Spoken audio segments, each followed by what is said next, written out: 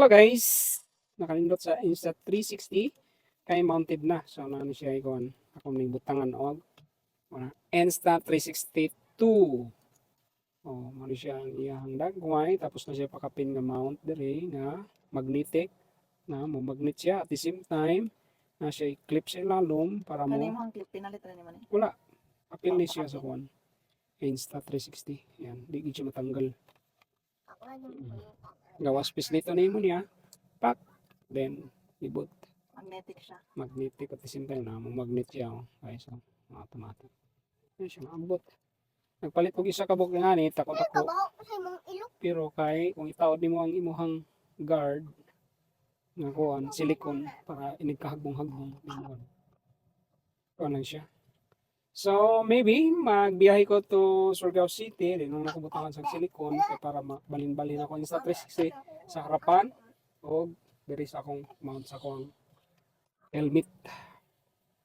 Matay sakyanan guys, kaya di man taka afford magsakyanan tungod kay kinahanglan nato mapa-business na atong sakyanan. Kaya di ta kabayad sa monthly amortization. Nakanindot lang kay panahon sa wala gyud biyahe, pwede nimo siya magamit for personal use. Yan. So, mali siya ang sa 360. Dual ang monitor niya dili gid siya makamali unlike sa GoPro na siya monitor diri.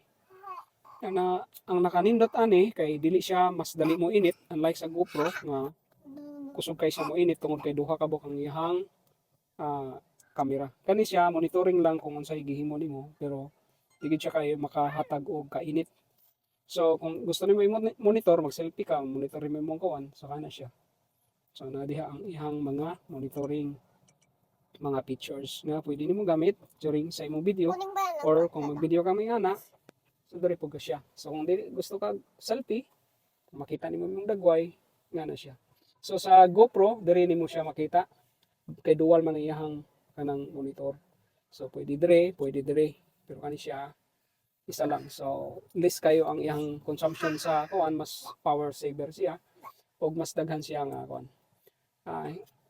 Na po siya mga features nga wala sa GoPro. Og ang katinaw og ang stabilize parehas sila nga grabe ka stabilize. Yan guys.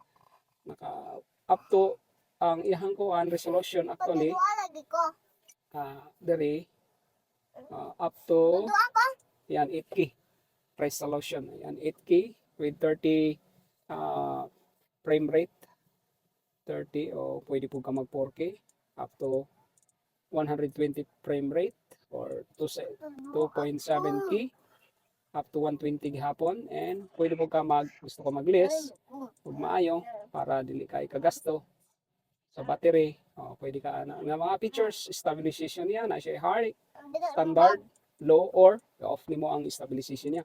So kung naka sa travel, mag-travel ka, magmotor ka, naka-high or naka-biking ka, naka-high or nag-jogging ka, pwede high nimo, pwede po di standard, okay na kay na siya or low or off nimo. So siya mga features guys, daghan kay siya o ang iyang camera na pwede daghan kay nga mga features to focus and mga nindot nga mga one. So ano siya guys, na po siya ay Mega na Ultra na so depende sa mo guys sa imong gusto nga no?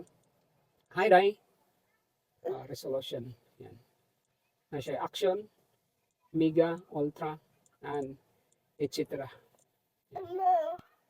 Ya, kusog po guys siya sa gabi kay na siya ay naka Night resolution. yan na po siya ay AI na siya power guys kung siya na imo select sa imong mga highlight nga videos. Kung taas sa imong videos, pilian kaniya tagaan kaniya mga option nga mo hatag. So pwede na imo siya iyon. So mara to guys, kay sige ra reklamo ning ako ang collab lab nga bata.